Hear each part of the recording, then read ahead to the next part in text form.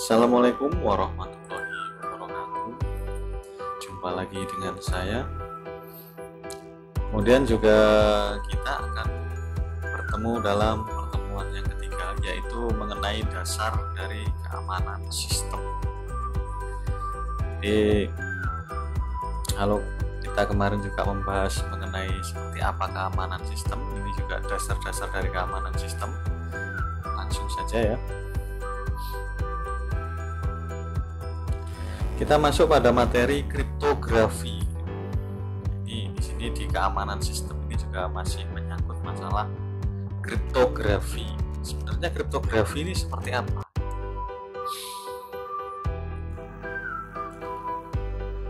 Yang pertama, definisi dari kriptografi ini dalam bahasa Yunani itu artinya kriptos sebagai script rahasia, sedangkan grafin artinya writing atau tulisan. Sehingga kriptografi ini sering diartikan sebagai tulisan yang rahasia. Jadi, apa rahasia ya, ini juga bersangkutan dengan informasi atau keamanan informasi. Supaya aman informasi, salah satunya juga merahasiakan informasi apa yang kita berikan atau diberikan.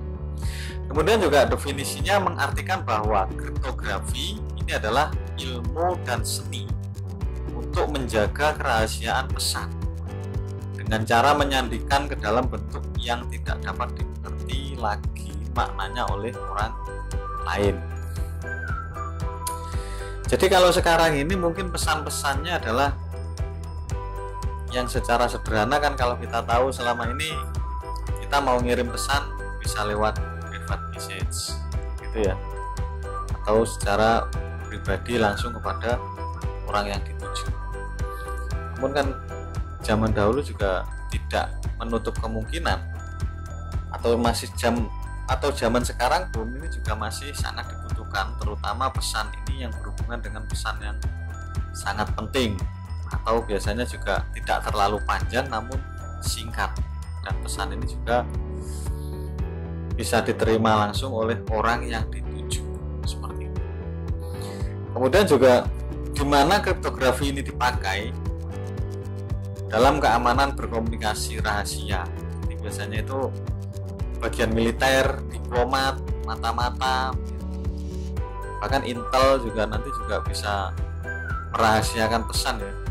Kita sendiri kan bisa melihat nantinya akan ada suatu percakapan ketika kita masuk atau melakukan hacking terhadap akun, mungkin email atau lainnya ya. Percakapan itu juga mungkin bisa dihack, namun juga mereka belum tentu mengetahui tulisan apa yang sebenarnya diucapkan. Jadi percakapannya ini benar-benar tersimpan secara rahasia, meskipun kadang dia bisa atau masih ditembus secara hal yang biasa ya. Misalkan dari email, Anda bisa nembus email, tapi ternyata di dalam email itu juga ada pesan rahasia yang mungkin dikirimkan ke salah satu temannya juga, dan pesan rahasianya ya di sini di convert menjadi sebuah ciphertext gitu ya. Jadi sebuah pesan yang tidak mudah untuk diterjemahkan oleh orang lain, dan biasanya kuncinya juga diberikan pada orang yang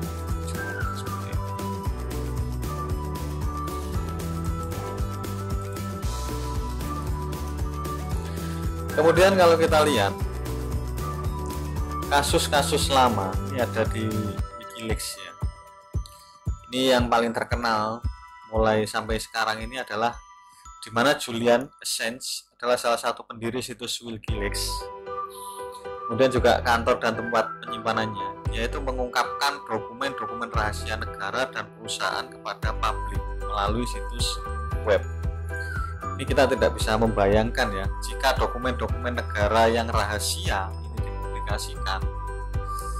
Seperti rencana-rencana, setiap negara kan memiliki diplomatik tersendiri. Nah, dia kemungkinan juga memiliki rencana-rencana tersendiri dalam menyampaikan informasinya kepada sesama atau kepada anggotanya untuk menciptakan atau melakukan suatu hal yang diinginkan oleh negara tersebut, entah itu dia ingin berkembang, maju, atau bahkan menyerang negara. Dari sini ketika dokumen tersebut dibocorkan, maka otomatis tingkat rahasianya juga sudah tidak rahasia dan pastinya juga akan menimbulkan suatu permasalahan di kalangan publik.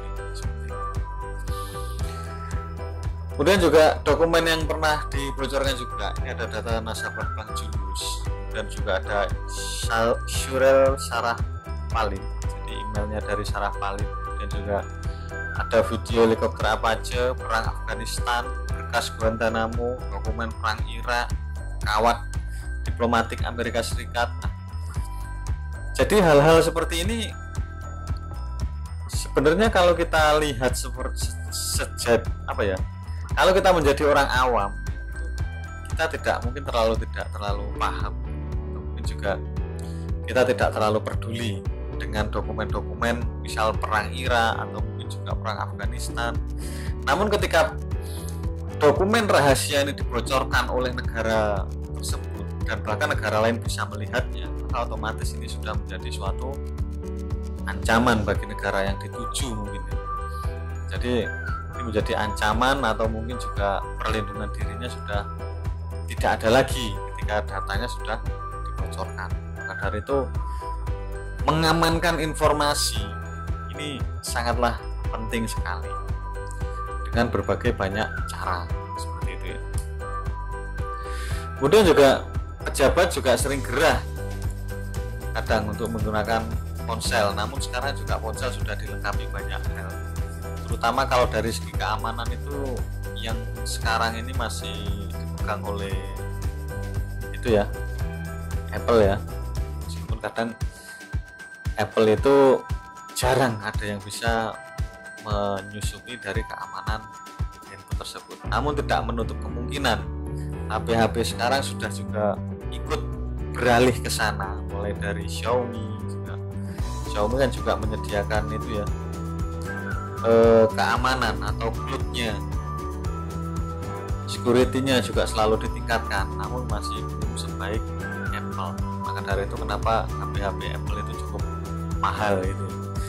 Jadi kalau zaman dulu pejabat ini sering gerah. Jadi kalau kita lihat ini ada penyadapan seperti jadi dunia terang-terang di pengadilan tipikor, dan juga tersangka penyuapan jaksa Umbar.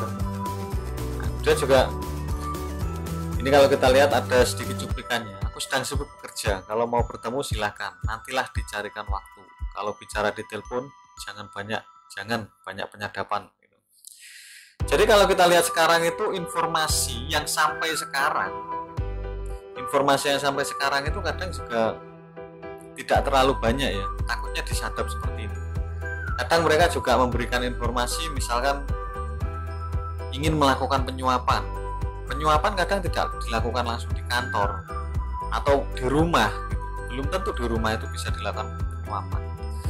Mereka kebanyakan juga penyuapan itu dilakukan di tempat yang lain, tempat yang memang benar-benar jarang dikunjungi orang.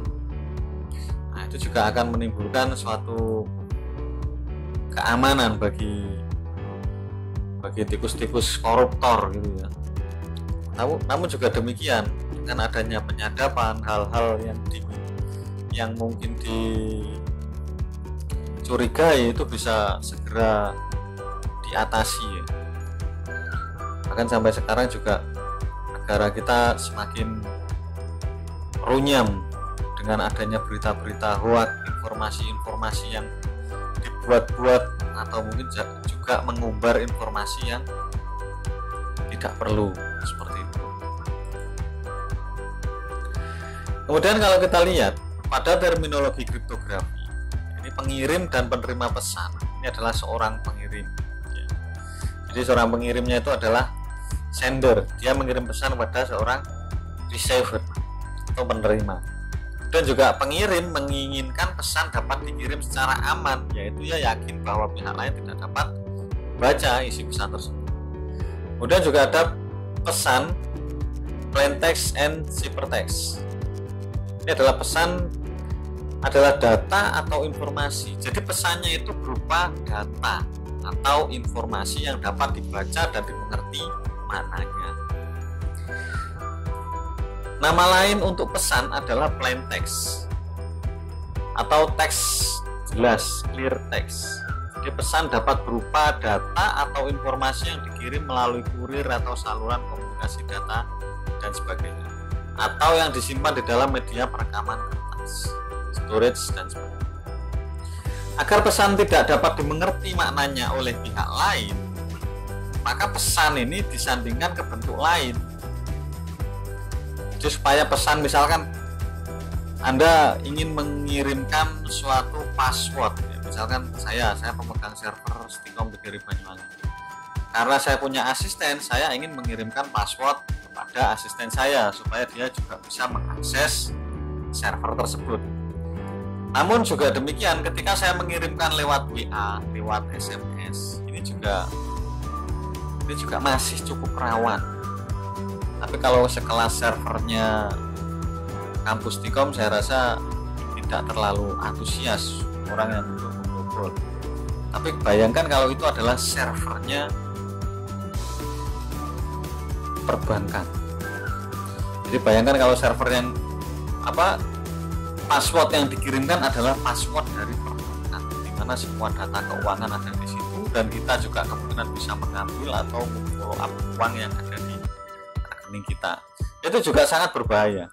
Maka dari itu, agar pesan tidak dapat dimengerti maknanya oleh pihak lain, maka pesan juga disandikan ke dalam bentuk lain. Untuk pesan yang tersandi ini biasanya disebut ciphertext, atau dalam kriptogram ini adalah kriptogram. Kemudian ciphertext harus dapat ditransformasikan kembali menjadi plain text. Jadi plain text ini adalah misalkan uang disimpan di balik buku X. Ciphertext ini adalah JXKLO. P pagar D, banyak sekali ya. Jadi bentuk ciphertextnya ini berbeda dengan isinya. Maka dari itu ketika kita mengirimkan email atau password di sini, maka otomatis dia tidak akan terbaca di sini. Jadi bacaannya sudah berbeda. Nanti ini salah satu keamanan ganda, gitu ya. Misalkan kalian juga ingin mengirimkan surat cinta buat kekasih, dalam bahasa ini ya, kriptografi, dan di ciphertextkan dulu, yang dikirim ciphertextnya. Ini kalau sama-sama bisa enak, berarti dia memahami. Tapi kalau enggak, wah ini akan menjadi suatu masalah juga nanti. Kemudian juga enkripsi dan deskripsi atau dekripsi. Ini adalah proses penyandian plain text. Prosesnya menjadi ciphertext yang disebut enkripsi atau encryption atau enciphering standar menurut ISO 74928 dan 8. Kemudian juga proses pengembalian ciphertext menjadi plain text-nya ini disebut deskripsi atau description atau deciphering standar nama menurut ISO sama 74928. Kemudian juga enkripsi ini adalah proses informasi data yang akan dikirim diubah menjadi bentuk yang tidak dikenal sebagai informasi awal dengan menggunakan algoritma tertentu. Jadi algoritma enkripsi ini sebenarnya banyak sekali. Ada Caesar, Venom. Kemudian juga deskripsi ini mengubah kembali bentuk tersamar tersebut menjadi informasi awal. Jadi kalau plain text ini adalah informasi jelas ya, kita bisa membaca atau informasi yang sebenarnya. Kemudian dilakukan enkripsi. Dilakukan enkripsi ini adalah merubah informasi yang sebenarnya ke dalam bentuk informasi yang tidak sebenarnya atau dikaburkan. Ini mungkin kalau pelaut-pelaut mencari harta karun atau apa ya, mungkin bisa dilakukan enkripsi dulu, mungkin zaman dulu orang. Kemudian juga ada ciphertext. Jadi ketika plain text ini dienkripsi, maka otomatis dia menjadi ciphertext. Jadi ciphertext ini adalah hasil dari perubahan teks yang jelas ke dalam perubahan teks yang ciphertext. Kemudian dideskripsikan atau kita merubahnya kembali ke dalam bentuk semula. Di ciphertext dideskripsikan dalam bentuk semula. manual. Ini juga bisa ya. Nah, hash kriptografi, dalam kriptografi ini MD5 yang Message Dash Algoritma 5 ini adalah fungsi hash kriptografi yang biasanya digunakan secara luas dengan hash value 128 bit dan hash MD5 sepanjang 128 bit. Dikenal juga sebagai ringkasan pesan. Secara tipikal ditampilkan dalam bilangan heksadesimal 32 digit. Ini sampai sekarang yang masih digunakan oleh programmer ini menggunakan MD5 yang 128 bit ya. Jadi MD5 ini misalkan ini lebih kompleks sekali ya. The quick brown fox jump over the lazy dog. Ini ketika dilakukan ciphertext maka bentuknya menjadi 9E107D9D37. Ini sangat tidak bisa kita kenali. Ini tidak bisa kita kenali kalau kita tidak tahu algoritma apa yang digunakan. Gitu ya. Kemudian juga fungsi hash dalam kriptografi adalah fungsi matematis yang mengubah nilai input numerik menjadi nilai numerik yang terkompresi. Biasanya juga kriptografi ini ilmu sekaligus seni untuk menjaga keamanan pesan. Praktisi atau pengguna kriptografi ini disebut kriptografer penggunanya.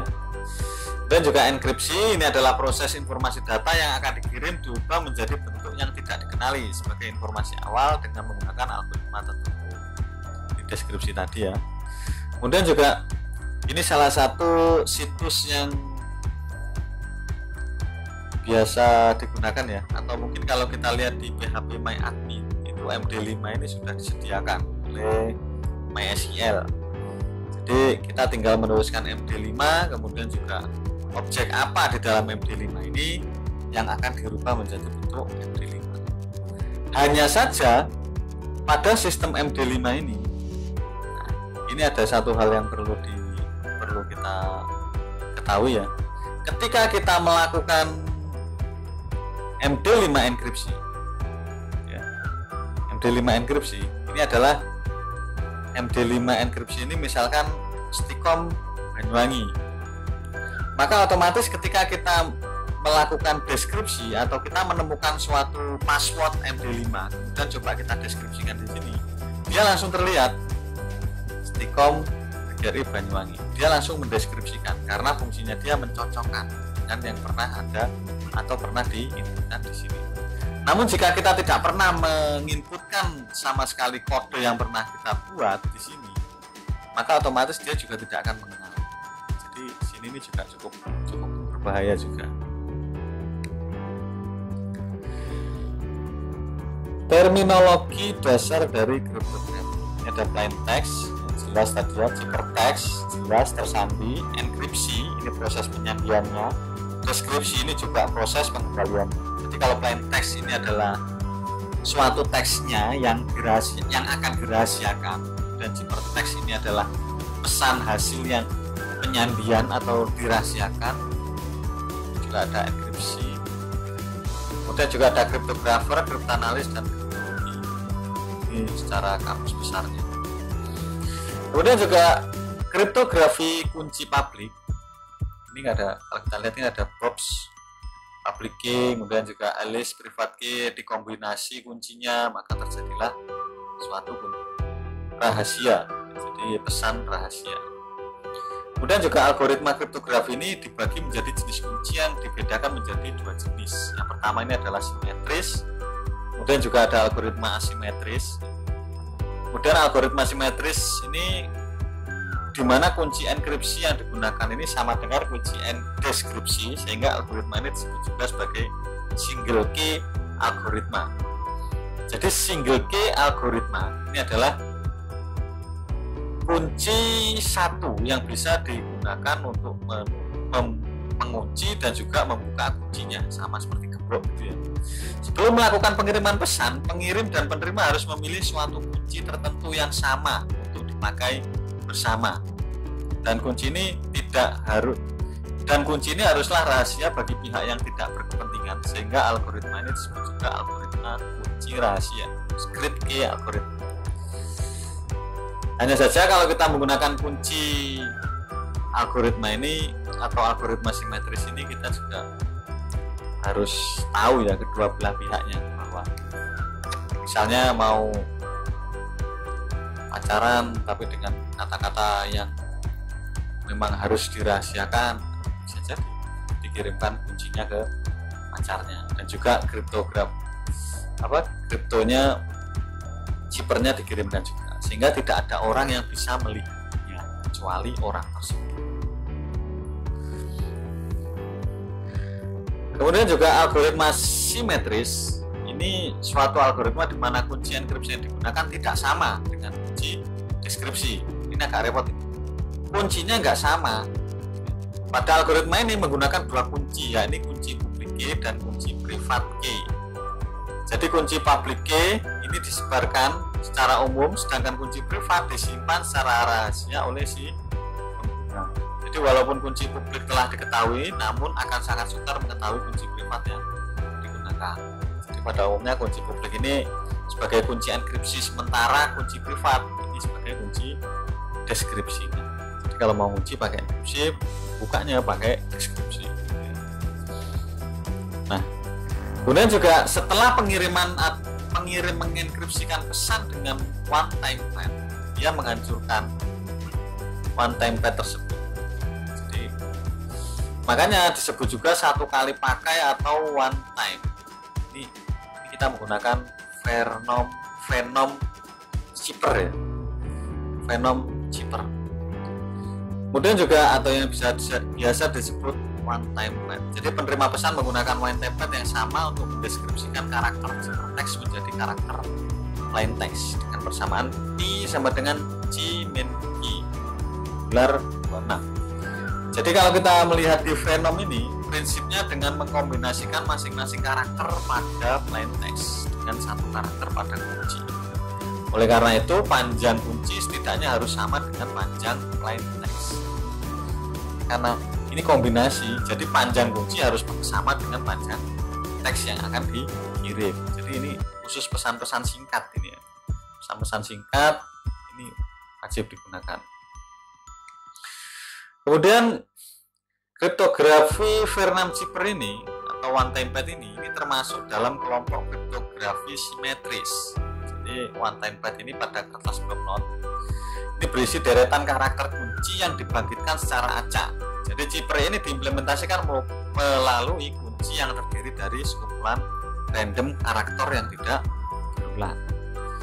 Jadi setiap huruf kunci dijumlahkan modul 26 dengan huruf pada plain text pada one time pad. Tiap huruf kunci digunakan satu kali untuk satu pesan dan tidak bisa digunakan kembali. Jadi tidak bisa digunakan kembali satu pesan. Panjang stream karakternya antara kunci dengan pesan ini harus sama. Harus sama.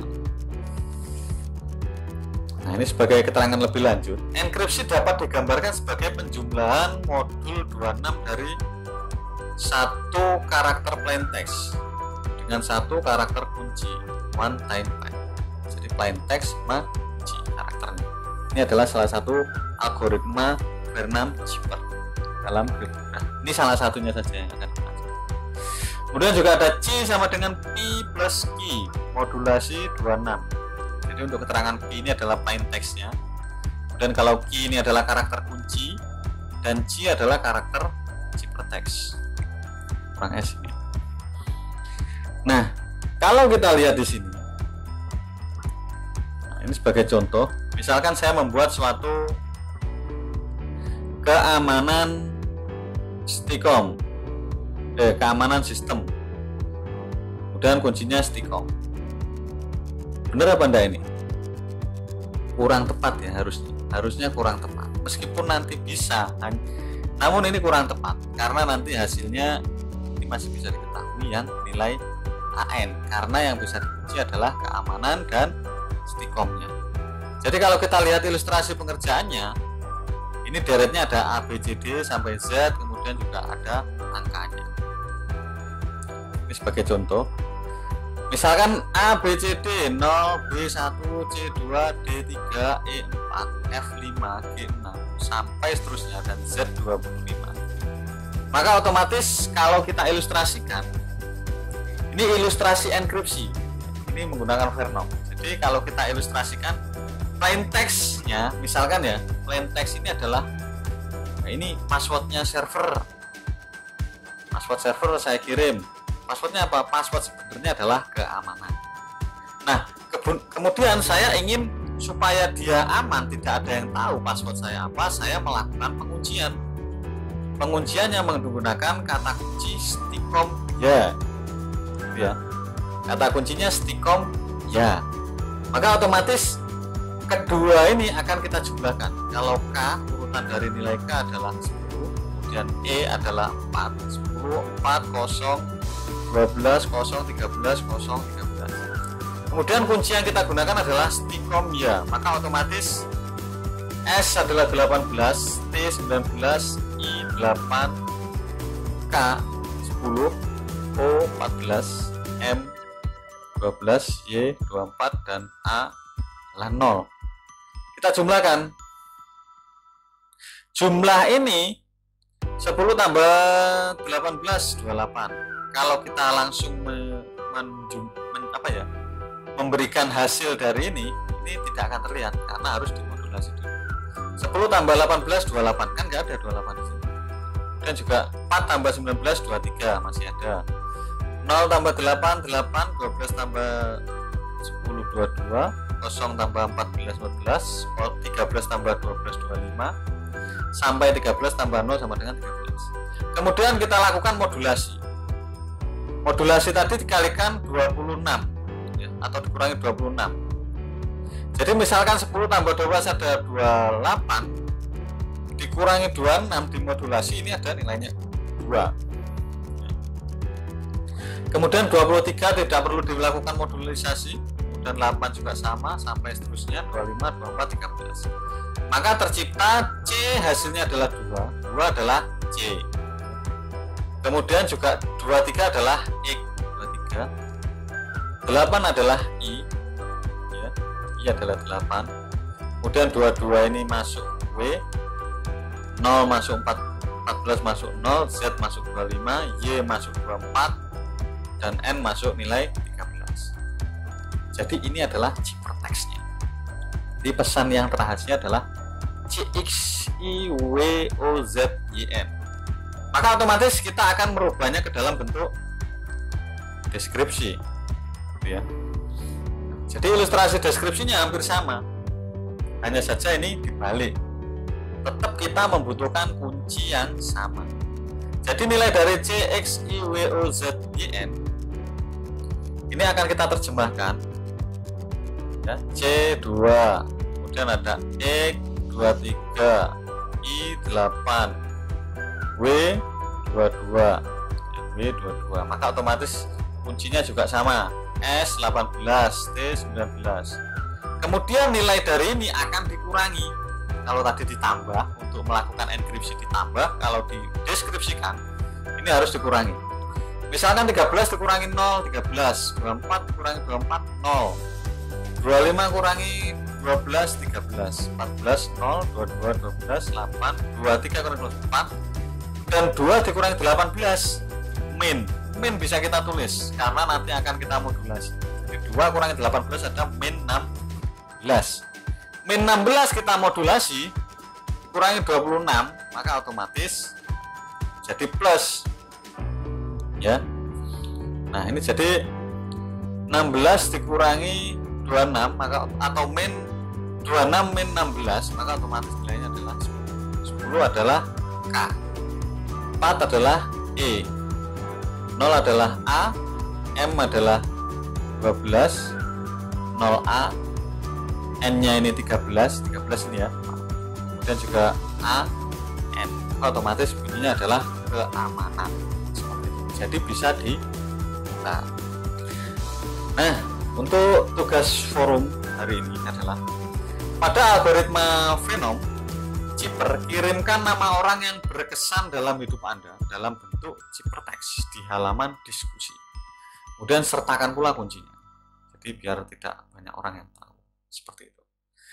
Terima kasih untuk waktunya. Maaf kalau ada hal yang kurang berkenan. Saya tunggu untuk pertemuan minggu depan. Assalamualaikum warahmatullahi wabarakatuh.